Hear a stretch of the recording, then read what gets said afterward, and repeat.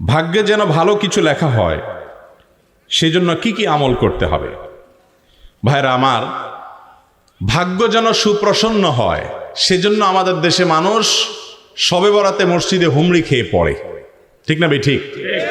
কারণ আমরা মনে করি যে লাইলাতুল বরাতে বা শবে বরাতে মধ্য শাবান রাতে ভাগ্য নির্ধারণ হয়। অতএব এই রাতে মসজিদে সবচাইতে বেশি মানুষ সমবেত হয়ে কান্নাকাটি, দোয়া দুরূদ, জিকির আজকার বছরের অন্য কোনো রাতে, অন্য কোনো সময় মসজিদে এমনকি বাসা বাড়িতে এত ইবাদত বন্দি করতে দেখা যায়।